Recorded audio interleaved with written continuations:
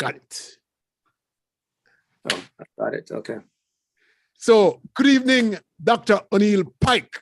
I am Leo Gilling, and you happen to be the first guest on a show that I've just designed called One-on-One with Leo Gilling. Okay, I'm honored. Okay. And it is important because I really think that, you know, I've talked to you recently, and I thought it was such a very important event that I think that you have so much more to tell us that I thought one-on-one with you would be a lot more deep. You know, we could go deeper into the areas that you probably just touched on. All right. And so we're here for about an hour and 15 minutes. And I want to tell everybody, welcome to the show, and welcome, Dr. Pyke. Thank you. Thank you so much. All right. So first of all, before we even get into anything, I think people would appreciate knowing who Dr. Oneil Pyke is. Where are you from? What kind of growing up you had? Did you grow up in a tenement yard? Did you grow up in a big house? You grew up in a small what board house? What? Well, you know, so I am I'm obviously from Jamaica. I was born and raised in Hopewell, a small town in Hanover. Yes. And did my high schooling at Carmel College, proud Carmel College, oh boy. I had a boring, childhood growing up in Jamaica. And I had, two amazing parents. Honestly, I feel blessed by that because I know that not everyone was blessed like that. And I had two amazing parents who were God-fearing people. I was one of those kids who was at church, not only Sunday, but, Tuesday, Wednesday, Thursday, and Friday. Oh, is that right? Yeah. You went to church Tuesday, Wednesday, Thursday. So which faith was that? Which? It was a missionary Baptist style church, of which both my parents were very active in the church and the like. And so that was kind of the upbringing. When I was 15, I moved to the US for college, and I went to small college in New York, Queens College. Amazing experience. I was very young for college, so my going away to college was not in the cards for me. I didn't feel comfortable with it. I mean, it's a big country. My older sister, she went to college directly likewise. And ultimately she went away to college. My other younger sister and younger brother, they went away to college. I was the only one who kind of stayed home. Yes. But ultimately I went to Ohio State for medical school and did my training between Cleveland Clinic in Ohio and Hershey Medical Center in Pennsylvania. Oh. And so that was kind of the training part. And most of my practice actually was in Pennsylvania. I practiced as a critical care medicine, internal medicine doctor. And so which means I was primarily in the intensive care unit, taking care of patients, most of my career. And then started a company, sold a company, consulting company. And now, as I sit here, recently took a job here in Miami with the Jackson health system.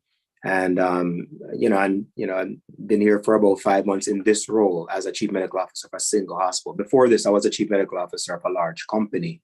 Right. And, but scale back, and this is, exactly where I need to be, I think. So you're enjoying your 5 months so far. You enjoy that so far? Well, for me, I almost hesitate to say I'm enjoying Miami because someone might think of enjoying Miami differently. I'm still boring. I grew up boring and I'm still boring. I work, I go home, and I play golf on the weekends. And that's the extent to it. I'm not a partying kind of person. I don't socialize in that big gathering kind of scenario. This is probably as social as I'm going to get anyway. So this is... Oh my gosh. Okay. All right. Well, it's good to know you. It's good to be a part of your social circle. Likewise you. All right. So, one of the things you spoke to me about, you said you work very closely with a lot of patients who were COVID patients in the past. What has that experience been? I mean, give me some numbers, give me some experience, and so that we can go deeper. So, I can speak from two different angles, as I alluded to. So I was a physician taking care of COVID patients from the start.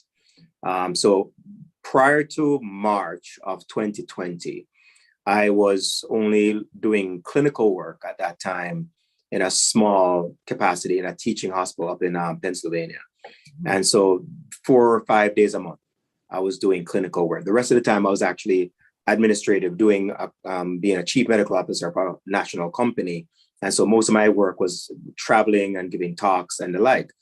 And so when COVID happened and the country basically shut down a lot of the travel and all that kind of stuff, I reverted to doing primarily clinical work. And so there was a stretch that I think I worked, 30 odd days in a row without taking a day off. Wow. Oh my God. Because it was just one of those needs, because we had a bunch of our actual staff members, physicians who themselves had COVID. One of them was an Indian colleague who had gone to India to visit his parents and then was stuck there and couldn't come back. Oh. So we had to cover for him. And then another colleague who was also traveling had difficulty getting back in the country and the like. So all this kind of stuff just kind of piled on. And so I actually treated COVID patients from that point in March all the way through till August, uninterrupted throughout the summer, until myself went to a meeting. I took a break and went to a meeting in California and then came back home with COVID. And I had been invited to this meeting for months. And obviously with COVID situation, I waited until I thought the infectivity rate and all that kind of stuff was coming down. And I thought it was safe. And I still wore my mask. I did everything that I was actually, practicing what I preach, if you will. And I still got COVID on the way back somehow. And that actually gave me a different perspective, because I was really, really sick. I'm healthy. I don't have any comorbidities. I'm not hypertensive or diabetic. And I was really sick. I mean, I'm a small framed person to begin with, and I lost almost 20 pounds. And that was just a, really tough time, because I was out for about 4 solid weeks of this. And then after 4 weeks, I started actually feeling a little bit better, and I was able to, start moving around a little bit better. And, so about 6 weeks before I was even back to work. What month was it that you got COVID? August of 2020. August. So let me ask you this. When COVID became a pandemic, how long did it take for you personally to understand exactly what you were dealing with? Did it take you very long to understand? Yeah, man. I mean, it took us all a long time. We for the first, I would say, 4 to 6 months, we were trying a whole variety of different treatment modalities to actually just save patients' lives, because we couldn't understand it. It was so to the public who are non-clinical, this might seem like a new thing, but to us, coronavirus is not new. We've been treating coronaviruses for a long time. Right. And treating people with viral pneumonia for a long time. But there were a lot of unique things that we were seeing in patients presenting with COVID-19 that none of us had seen before. And so I was on the phone with colleagues from California, Louisiana, all over the United States, just seeing what are they doing differently. And that was that, so just to explain one more thing too, which is really important. In the past, for the most part, when we treat, say, a person who has a stroke, we base that treatment today on a body of work that is layered on top of layered on top of layered. Right. And it's well researched, and we have time over years to actually gather that information and share it with colleagues through peer-reviewed journal. Peer reviews, yes. But when you have something that is, they call it a novel coronavirus, and it was new, we literally did not know how to actually approach it. And we were struggling to find out just what treatment? So at first we said, all right, intubate people early. But then we found out that we intubate people, they were not getting off the ventilator. So we started intubating a little bit later. Same challenges happened. There was that debacle with the whole idea of hydroxychloroquine, which the side effects alone it made it a bad idea to begin with. But that stated though, we eventually found and we got into a rhythm about 4 to 6 months in, based on just those casual conversations and sharing information. In fact, I tell you, in 25 years of medicine, I really not seen that kind of sharing in that kind of way of information. How do you treat these patients? What do you know about this? What are you doing? And that kind of stuff. And so I would share with someone my experience with my patients in my intensive care unit, and that person would share it. And sometimes it's so funny. Sometimes someone else who I don't even know would end up sharing what I had shared initially with me. Yes. And sometimes that would happen in a matter of days, that my information that I share with someone came back to me as if somebody else was sharing it with me. Yes. That's how quickly we actually rallied around each other to figure this thing out. And nonetheless, we kind of settled into a good steady state of understanding, the remdesivir idea, using steroids, understanding that the illness was not simply a pneumonia that would treat in like a bacterial pneumonia or other viral pneumonias. But this particular ailment was affecting the vascular system, right? And it was causing microemboli and clotting. Emboli meaning like a clot in the vessel itself. And so sometimes, no matter how much oxygen we would pump into, even an intubated patient, it did not actually work, and the patient would succumb to just overwhelming sepsis and pass away. And I think I remember the early goings, and this is not to be too morbid, Leo, but from, I think, in our ICU, and we have a really talented staff of providers, well-seasoned providers, and the nurses included. This is back in Pennsylvania then. We had no successes for a long time. We had no one survive this for the longest while. And I mean, I'm telling you, that was devastating to all of us. I can't express to you how, I remember nights when I'll be sitting in my car, just literally gathering myself, sometimes crying. And I would I would turn my head to look, and there was another nurse or somebody similar doing what appears to be the similar thing, just sitting in their car and not even being able to drive away, because I've always tried to actually decompress a little bit before I would, drive home, because with that acuity level and care for patients like that, sometimes you just want to kind of leave it there at work, and it took me just a longer time sometimes to do that, honestly. And you had not seen anything like this before in terms of deaths, facing the amount of people dying at the rate that it was. You had not seen that in any time. Never. And my younger brother, who was a surgeon in New York, Long Island. So he was actually finishing up his training in 2020, his fellowship training. He's 13 years my junior. And he was finishing up his fellowship training. And so New York pulled a lot of those folks in to be part of the COVID team, if you will, because he could actually, being a proceduralist. So we needed people who can intubate, people who can put in the central access, venous access for better delivery of the antibiotics and other things. So he was very skilled at that, being a surgeon. So they pulled him into that. And so it's not just my experience, and my younger sister, even she's more my contemporary. She's only 3 years younger. She actually was also a doctor in New York. They were seeing the same thing that we were talking among ourselves. We had never, so my sister and I, being contemporaries of 20 plus years of medicine, we had never seen anything like this. Now, my sister is an OBGYN, so she's much more on the happier side of things. I was on the side of that. I was seeing people when they were at their worst. She was seeing people when they're the happiest, kind of thing, having a child.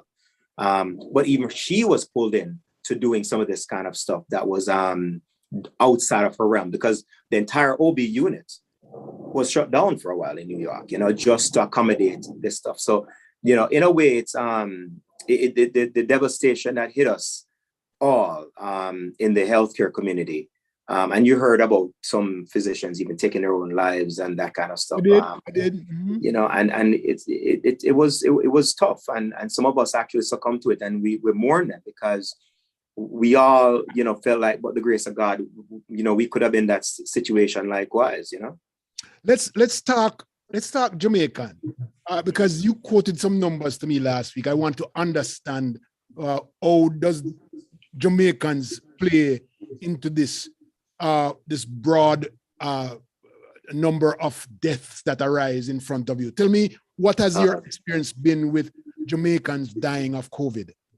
So prior to coming here, so most of my COVID experience, direct experience, was back in Pennsylvania. Right. And where I lived there, in all honesty, I was the Jamaican there. We didn't have many Jamaicans in that in that area. It wasn't until I came to Miami, and one of my tasks as a chief medical officer in the system was to review all the COVID deaths at my hospital. And boy, I mean, some nights sitting right here in my office, it brought me to tears, because chart after chart after chart, it was Jamaican, because on your demographic, it says, your ethnicity or where you're from and that kind of stuff. Jamaican, 43-year-old, 39-year-old, 55-year-old, some older. And so that really got me thinking, because honestly, I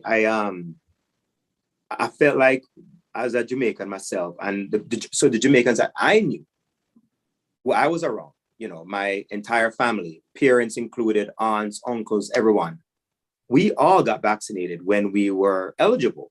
And to be honest with you, I kind of took it for granted a little bit. I took it for granted because I was in my bubble in Pennsylvania, and then I came to this area where I didn't have many Jamaicans where I lived, but I came to North Miami, where a lot of Jamaicans are both here and up in Broward. And I was just floored by it, because I didn't know. And then this is all apart. There was, back when I started looking at this back in March, April, May, and examining the records, none of these folks are vaccinated, but every single one was eligible for vaccination. So that was where my inquiry started. So I started digging in and asking people, what's happening. And so I was on a kind of a forum, a panel discussion with the mayor up in Broward. I forget his name now, but Geller, maybe, I think his name is, maybe the last name. Mm-hmm. And he was saying, because unlike down here in North Miami, a lot of the Black and brown people, English is not their first language. It's either Spanish or French Creole. Right. Up in Broward is different, because most of the Black folks up in Broward, Black and brown people for that matter, are English speaking as a primary language. Yes. And so I started asking him more about what's the demographics, much more in a more granular detail. It was Jamaicans. And so I said, man, we have to speak to them, because let me tell you, I fully understand skepticism. Yes. As a matter of fact, I am not a trusting person to begin with. And so I had to dig deep into this vaccine. And because, for people who are microbiologists and immunologists and such, they have a very layered understanding of this. A lot of us who are clinicians, who deliver the medicine, who actually prescribe the medicine in an acute care setting, we are not involved in the basic science that we're in the development of a vaccine and that kind of stuff. We get the information, we trust the veracity of that information, and then we actually deliver the medicines accordingly from a peer review standpoint. So really, I had to actually lean back and go to my colleagues who I trusted on this and say, what are you understanding about this? My younger brother was one of those people who, he himself is one of those very inquisitive, kind of super smart people, much smarter than us. Honestly, I'm telling you, the young fella is really sharp. And we got together, all of us, my cousin here in the Jackson system, she's a neonatologist. And so we really got together, start talking about the different I'm still in the hospital, so there's the overhead. But we had to actually gather all the details from our respective peers and then really understand, because if we're going to put something in our bodies, right, we want to know about it. understand. And if we're going to actually then recommend, because our families now lean on us for information as medical professionals, and we have a lot of nurses likewise and otherwise in our family. And so we had to do that. We had to do that because, as I said, my mother, my father, my 17-year-old and my 19-year-old, they all are vaccinated. You know, so every single person, there's no way I subject the people I love the most to it. And so when I go now and recommend to a person, whether it be Jamaican or otherwise, vaccine, believe me, it's well sourced. Yes. Because I'm not going to do it myself. I mean, I love other people. I love people, but I kind of love myself.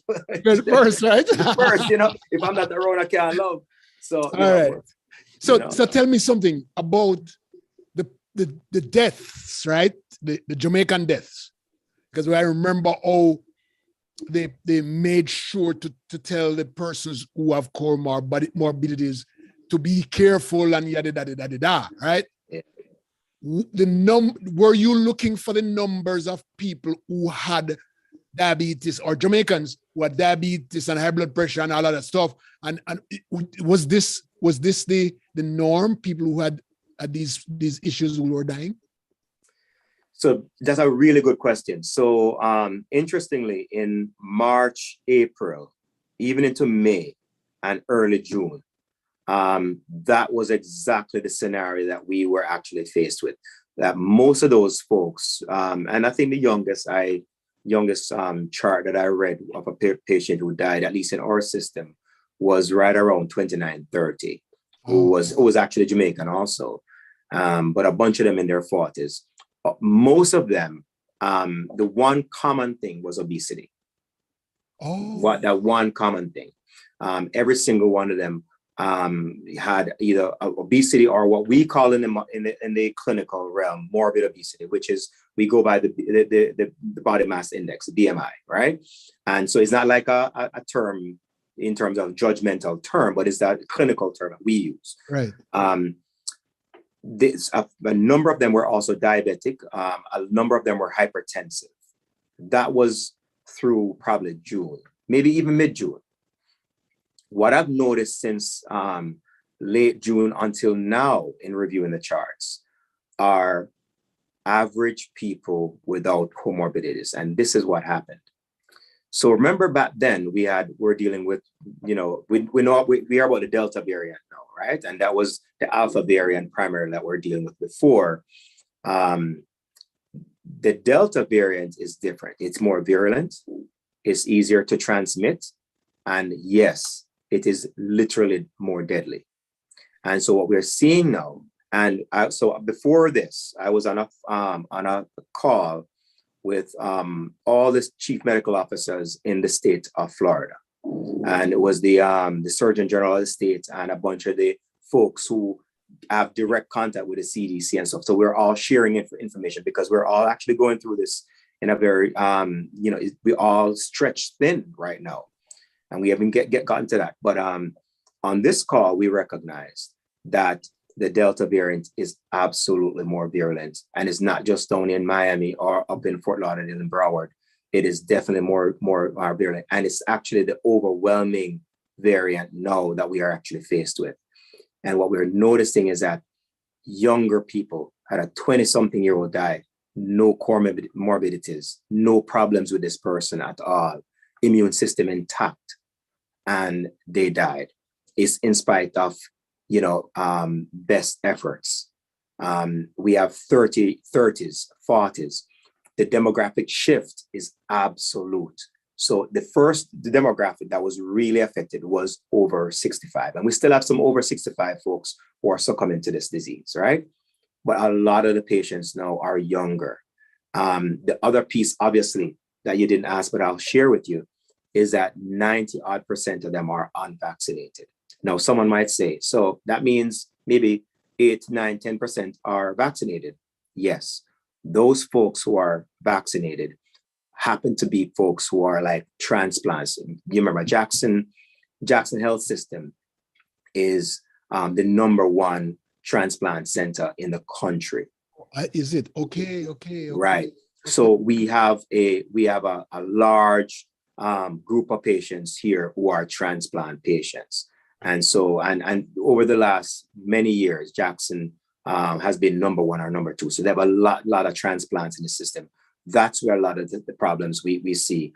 And we see folks whose immune system for other reasons are not intact. Now, the question is, have we seen patients who, we have anecdotal evidence where there's patients who have had poor outcomes, even death, who have been vaccinated, and we don't see an obvious immune problem, but that is few and far between. So I'll stop there, see if that, because I know I answered more than you asked, actually. Yeah, no. I mean, I love that. Question. I know in your position and all the discussions that you had, I love the idea that you guys are sharing so much information. What are some of the reasons people are saying that they don't want to take the vaccine? What have you heard? I've heard a variety of things, and and folks, basically a lot of them don't trust the vaccine. And irrespective of us telling them that it's safe and that I did it and whatever, they don't trust putting this foreign thing in their body, which is very strange. Okay, let me tell you why this is strange. Mm-hmm. It's the strangest thing I've ever heard, because every single person who said this, from a child, you've been getting vaccinations. What they're actually grappling with, I believe, Leo, is that they're grappling with the speed of the development of this particular vaccine. Okay. And what they don't understand, and this is the first time in my career that I've had folks who are non-medical outwardly question my medical judgment openly. Yes. And it's not just me, but all my colleagues. And what I think is probably the overwhelming thing that's happening here is that we are living at a different age. And I think that we have to be very respectful of people and their information sources, because all of us have our information sources in some way, shape, or form. And I'm not here to denigrate anyone's information source, whether it be social media or certain news channels or the like. What I'm saying is that whatever the reason they have for not taking the vaccine, the facts are the facts. People who are vaccinated are not dying. People who are unvaccinated are dying. And now it's switched a little bit, where it was people with illnesses and stuff before. No, normal person coming to the hospital. I have how old is he? Jeez, I think he's 21-year-old. A 21-year-old who's struggling in my hospital right here. My hospital, struggling. He's not intubated. Thank God, not yet at least. And I'm hoping to hold off on that. But struggling for his life on high flow oxygen and all that kind of stuff. 21-year-old. So, what I'm saying to people is that they tell me these things that are, all of these things that they're telling me though, I have not heard one person give me a reason that is one I say, oh, and let me sit back in my chair and say, okay, that's a good reason. Yes. Not one. Yeah. Every single one has been based on something that they heard. There's somebody that said that. And I said it to one of my at high school, college friends who I hadn't spoken to for a long time. And so I was talking to her, and she had similar concerns, Jamaican too. And she had similar concerns saying, Oneil, I can't put this in my body. And I said to her, you are basing a decision for you and your teenage son on something that might happen. And you are seeing what's happening right now. And you are basing something on what might happen. It's really, really difficult to wrap your head around it. Question to you. What has been your success rate in talking to people who are skeptical? What have you been able to convince anybody? I have personally walked people into getting vaccines because so what we did was we recognized in the Jackson health system that even though we are actually trying to get the community at large to be vaccinated, our internal community was not all vaccinated, right? So one of the things that from Mr. McGoya all the way down, who was the CEO of our health system, said is that let's do a better job in getting our house in order. And so we had stopped the routine vaccination a couple months back, maybe a month and a half ago. And so we restarted. We say, you know what? We are now recognizing that the vaccine is absolutely our ticket out of this thing. And so we restarted last week having vaccination at certain hours in our hospital, each of the campuses actually, at certain hours on Thursdays and Fridays.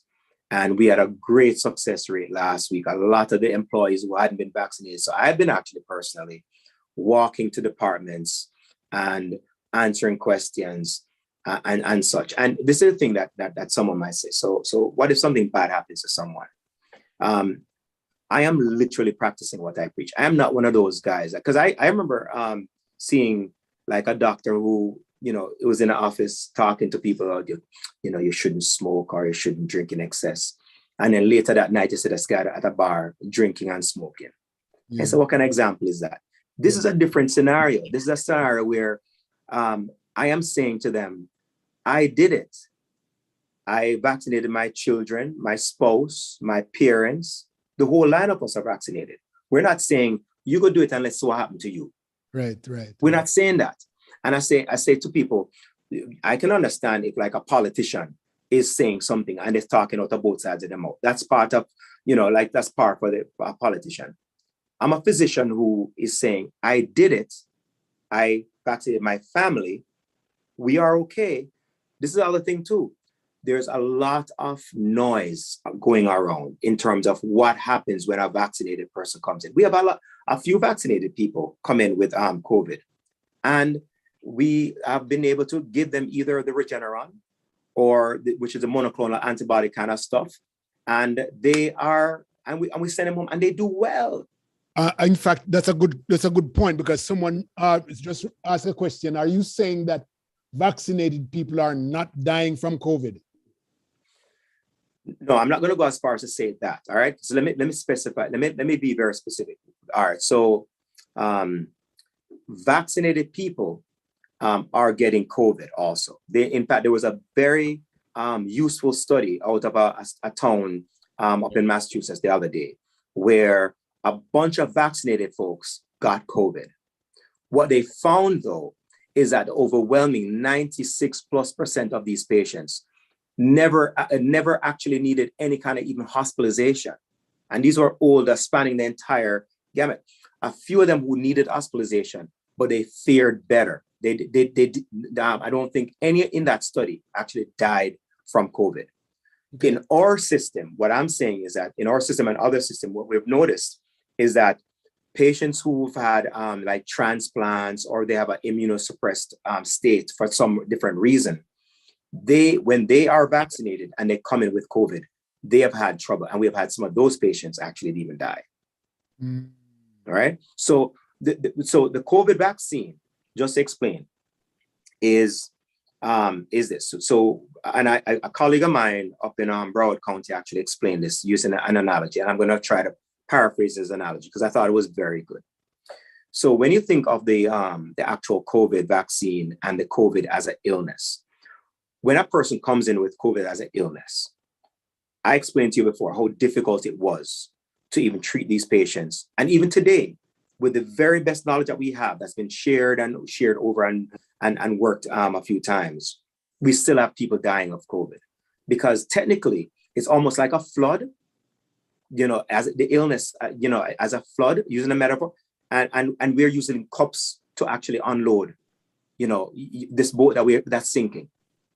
What the vaccine allows is like a dam to kind of hold back the waters. And this is what it does. We're not over-promising this at all. I'm not here to over-promise that if you take your vaccine, you'll be. Death is not an optional thing, you know.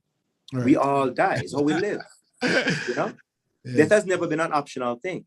Right. But the way people die from COVID, Leo, it's miserable.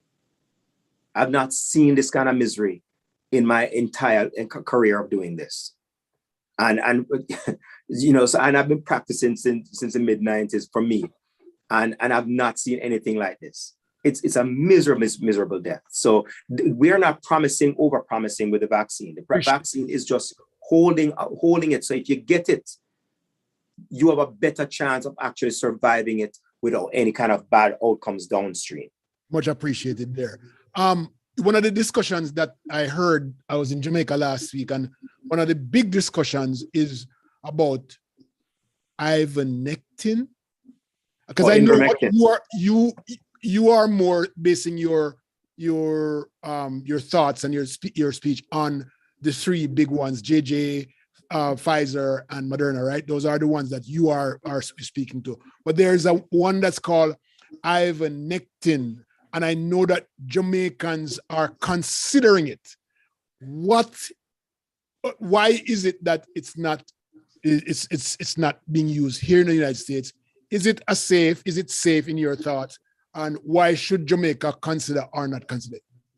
So there's a big group of guys, critical care medicine guys actually out of Houston, who were talking about. So ivermectin is actually a medication that's used. So the Pfizer, Moderna, J&J, those are the vaccines. Right. Ivermectin is more along the line of the remdesivir, hydroxychloroquine, and all those other medicines that we have been actually talking about.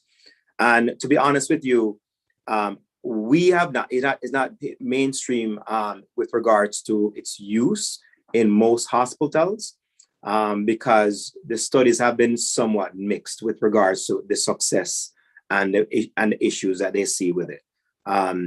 So I have not used it. Right. I am not actually advocating against it. I think my colleagues in Houston, they're still using it, and they still actually talk of successes with it. And so if that's actually presented to someone, I'm not going to actually talk them out of it.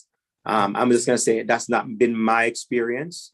But you know, we practice medicine, and in all honesty, this is not something where I'm claiming that I know everything about everything. You know, I might know a lot about a lot. Yes. You know, but I certainly you know, relinquish the spot to some of my colleagues who have had experience with it. And as I said, that group in Houston really had some good successes with it. We have not used it in my institutions. I appreciate that answer. You know, I'm going to go back to that sharing, because I really, I'm really my mind is blown by the fact that you thought you saw more exchanges of sharing of these things that probably wasn't happening so much before, because people were kind of holding on to their thoughts and their ideas and stuff, but their information, but now they're sharing, right?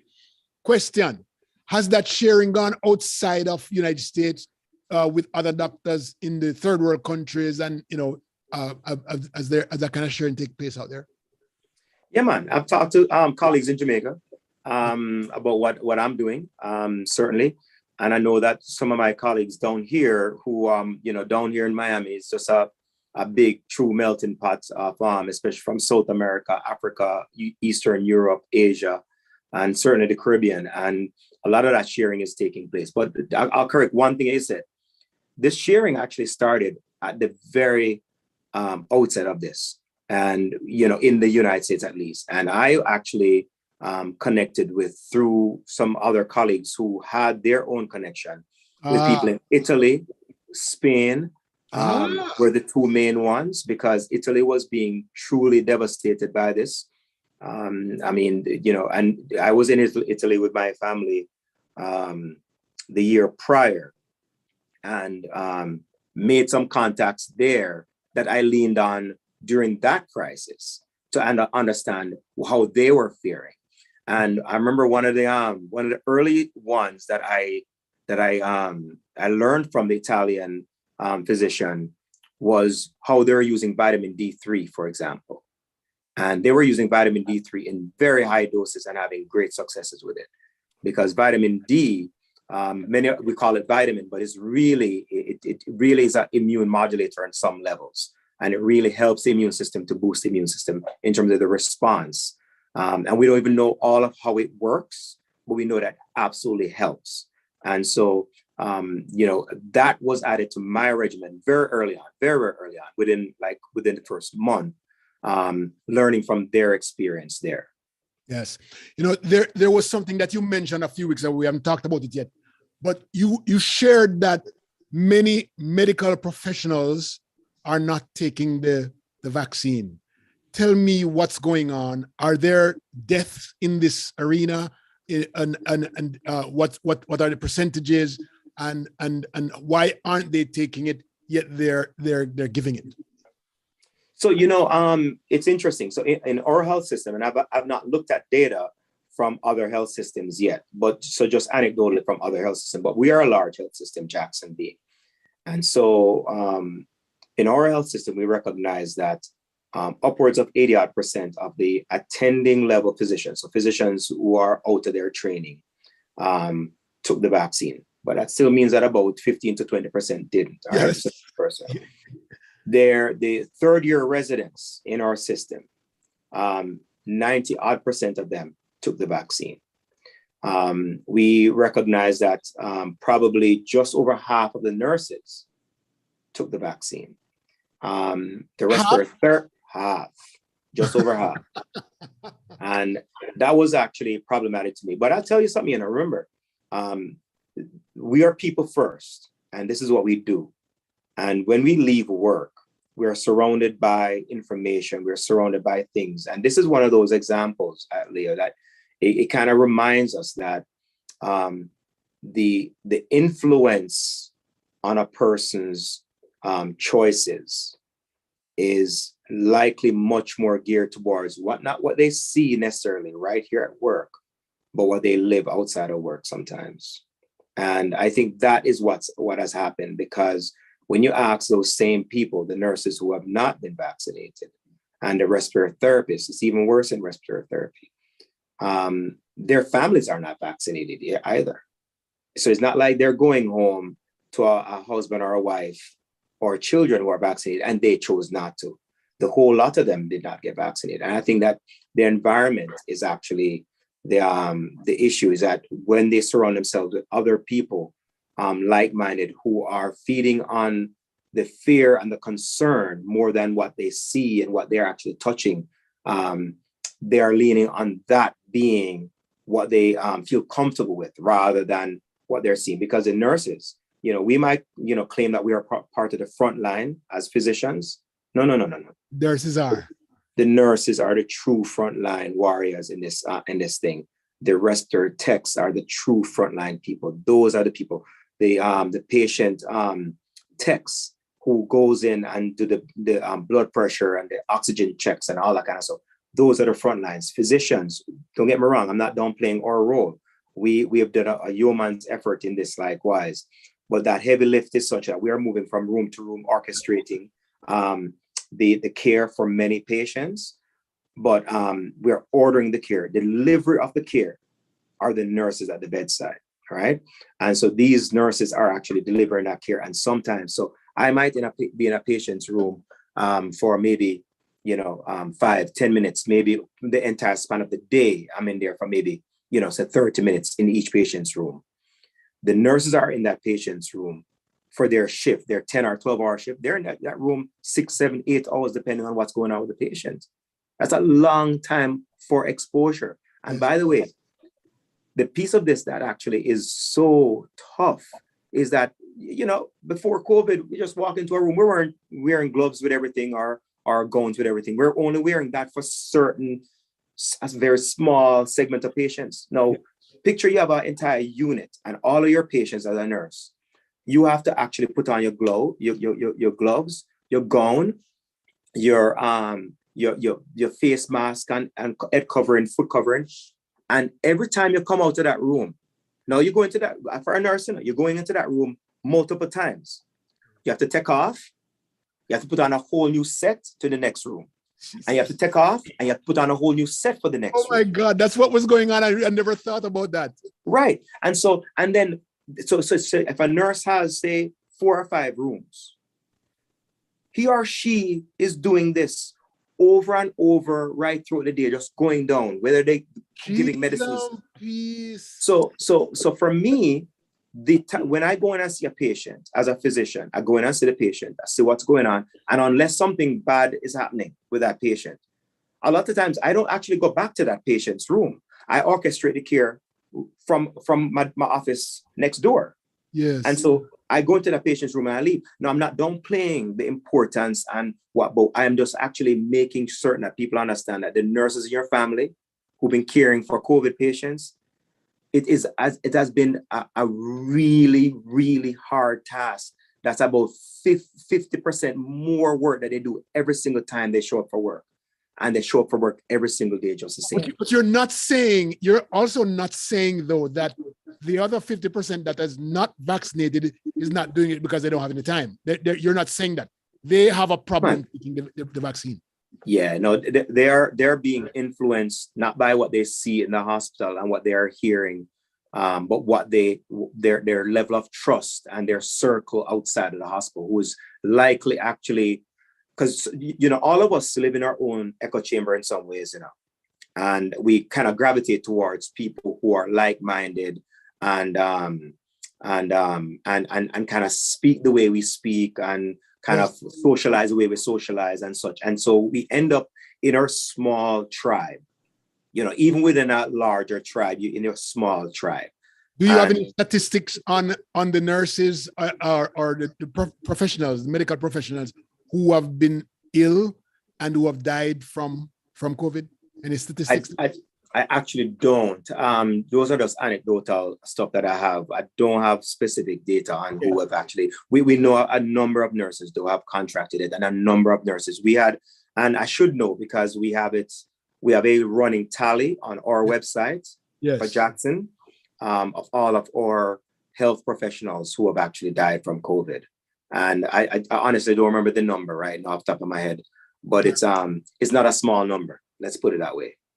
Okay, how do we get Jamaicans? How do we get Jamaicans to take this drug? Jamaicans in Jamaica, Jamaicans in the diaspora. I mean, I already know one way because they already tell us that a whole heap of Jamaicans are dead, but that not really cause people to want to take it, right? What is it that we need to do to get people to take this thing?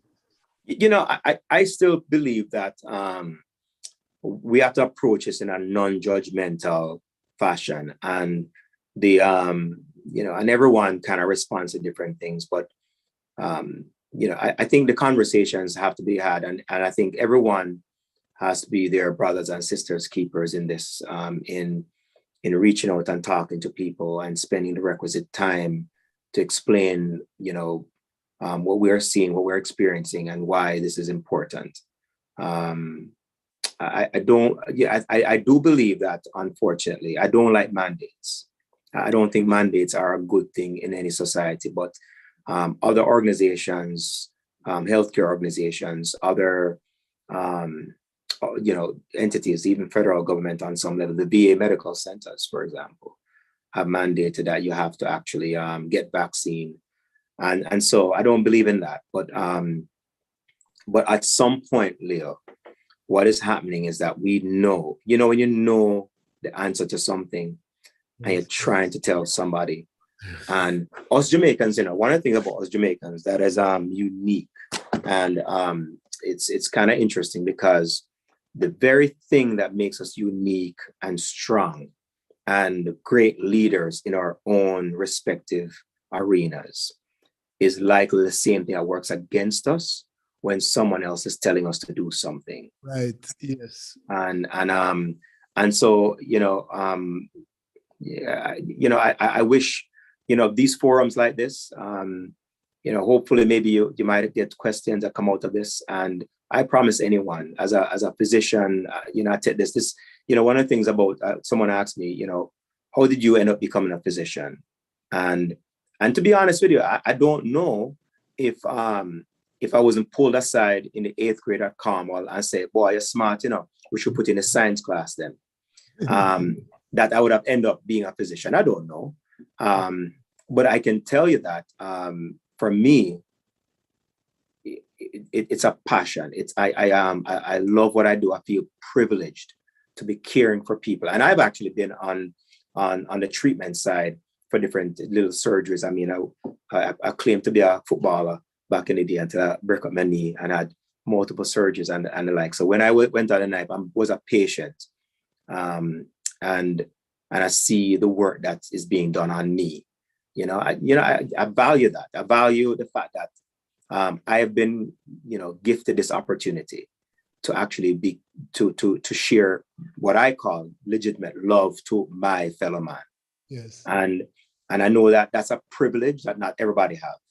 I remember my older sister, who is, one of my true heroes in this world, just an amazing person as an individual,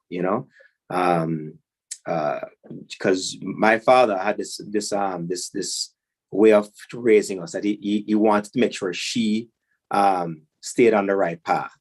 And he felt like if she stayed on the right path, then the other one of us would actually follow. And he was right, except she became a lawyer, and she's a lawyer in the corporate banking world.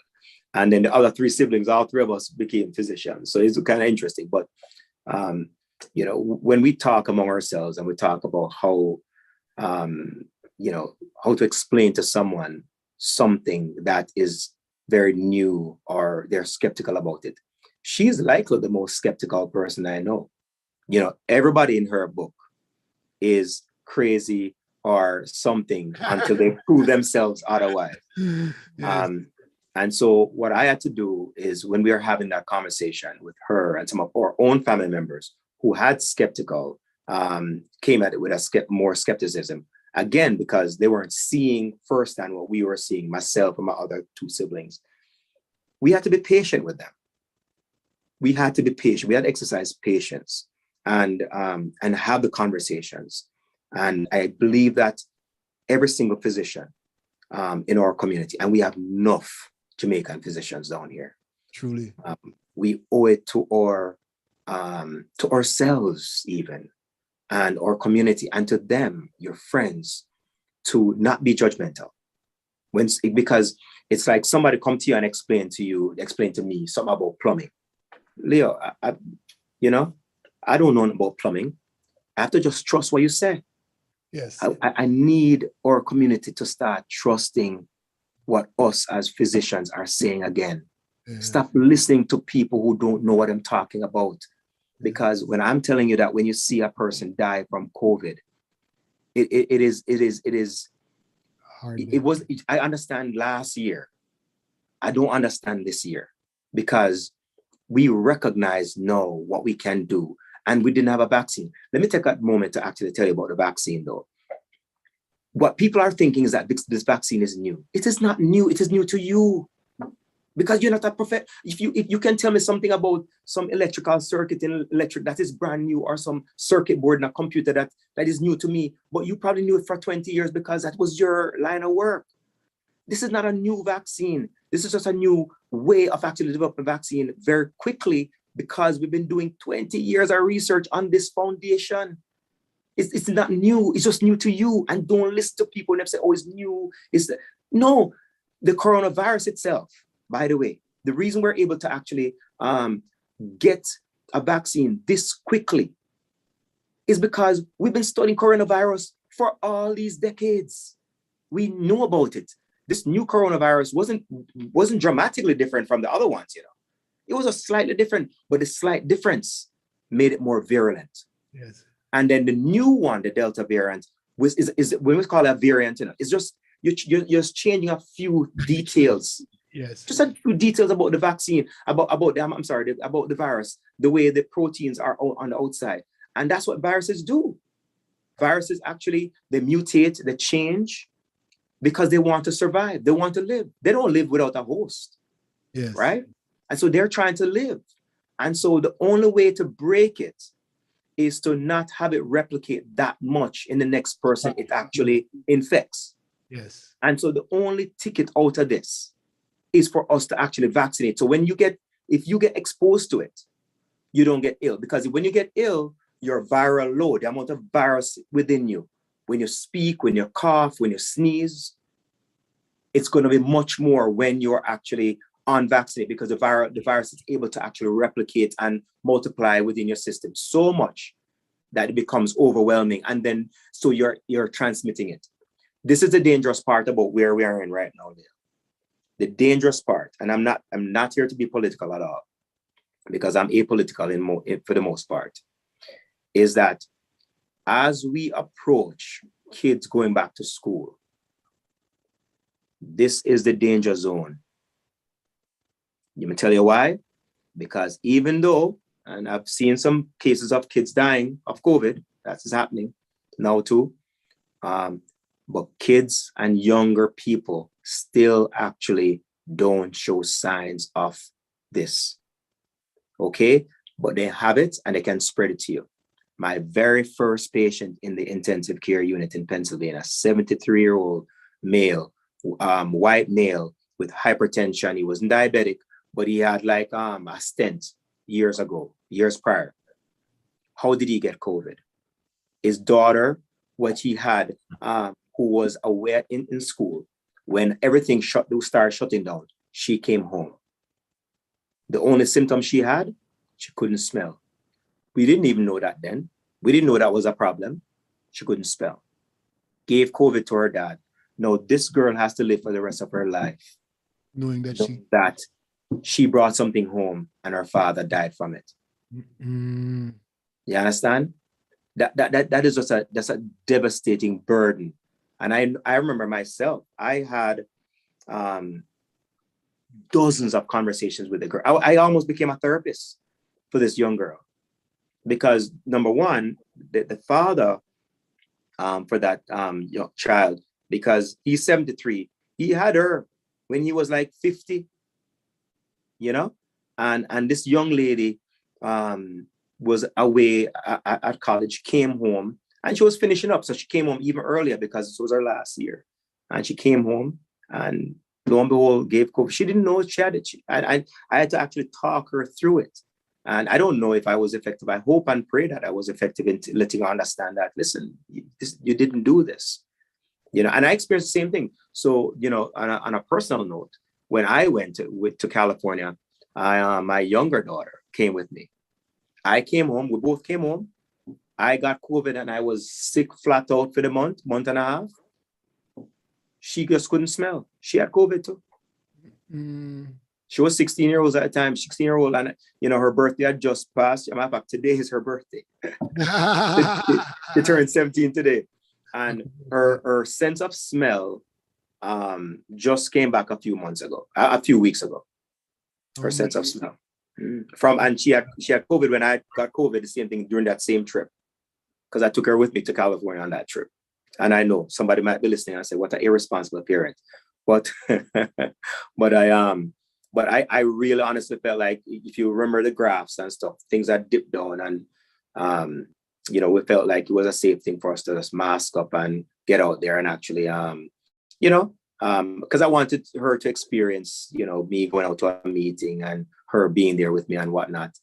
And you know, as it turns out, I do you know, I regret that decision, obviously, but at the same time, you know, here we go, you know. But I'm happy she didn't have any symptoms beyond that, and she, you know, she's done well.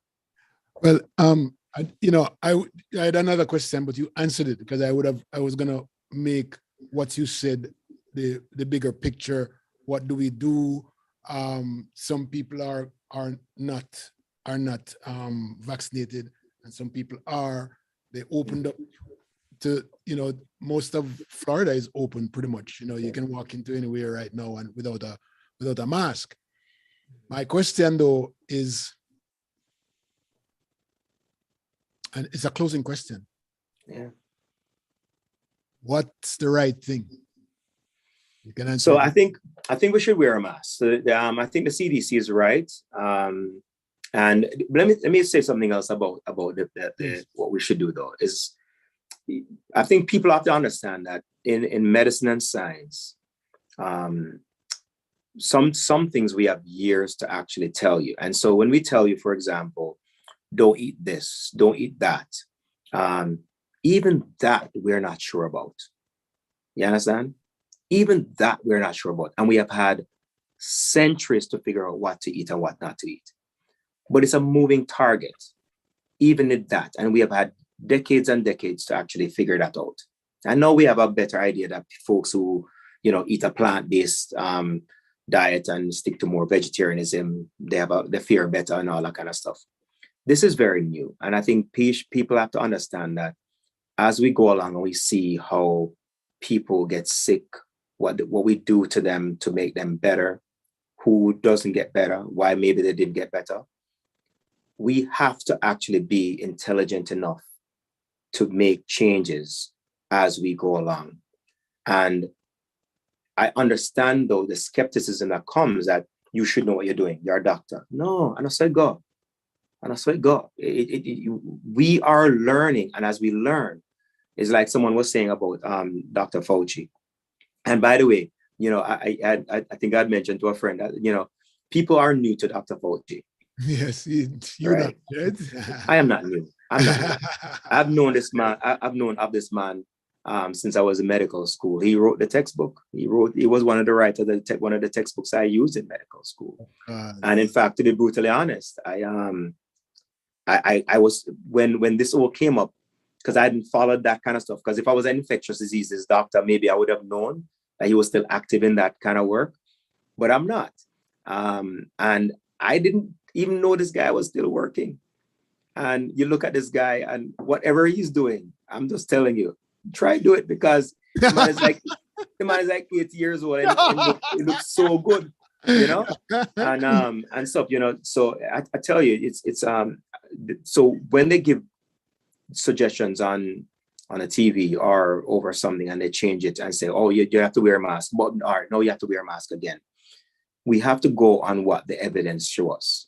And sometimes the evidence changes, because guess what happened? The virus has changed. The virus itself is not the same that we were treating last year. It's mutated. It's a variant now. This variant is different. And so we have to actually respect that. Yes. We can't actually live in a world that we wish we lived in. Yes. We live in the world that we live in.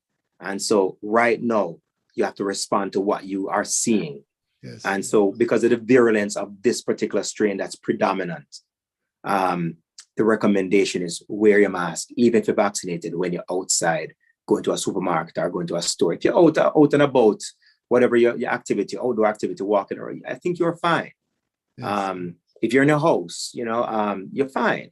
You have to wear a mask, but protect yourself, because especially if you have any kind of illnesses.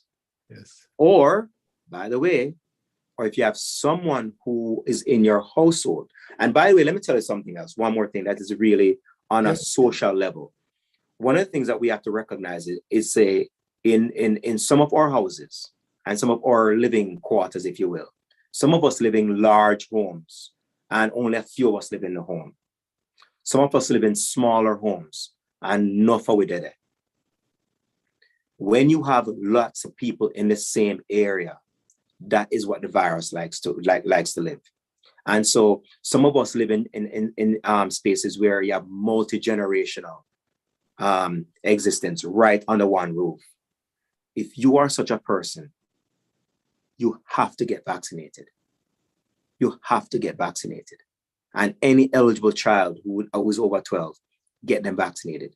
Because grandma might not have been exposed to it yet, but right now, the chances are it's not if, it's actually when. Yes. Because what is happening is, as we approach school again and kids going back to school, the kids go into school, they get it, they don't have any symptoms. They just come home and they're talking to grandma, they're loving grandma, and out of that love and bond for that social interaction, that kid inadvertently spread it to grandma, to mother, to aunt, or somebody they come in contact with. And they don't know they have it. They don't even know to tell you that the taste is different. Yes. And that might be the only symptom, or they have no symptoms whatsoever. So it's really important for us to actually mask up, and if you can, get the vaccine as quickly as possible. Oneil, Dr. Oneil Pyke, thank you. Thank you. I mean, thank you so much. We needed this discussion. We needed your explanation. I'm glad to see you Jamaican because you can speak the tongue and people understand from Jamaica what you're saying. So thank you for being here this evening. It's our first, and I hope that we get another chance to talk to you again soon. Thank you so much. Yeah, anytime, my friend, anytime. Thank you so much for inviting me. And we just have to actually, you know, and if you have questions that come up that people are still skeptical, send it to me, man, and I'll be happy to even talk to people because you know, we are one community, you understand? And I'm telling you, I don't want to see no more Jamaican in my hospital dead. Jeez, you understand? I don't want to see that. And I'm telling you, I've seen way too much of it. And I've only been in this system for 5 months. And I don't even want to give you the numbers because it's devastatingly high. Jamaicans, I'm not even talking about the Haitian population right now and the Hispanics. Just Jamaicans alone. And I'm telling you, I was shocked because I thought, even though we're stubborn, we know so we're stubborn, but I felt like we were more, we were reading information for ourselves. I'm going to have nobody tell us some foolishness, and I'm going to listen to them, you know? So thanks, Leo. Much respect. Take care. All right. All right. Nice evening, everybody.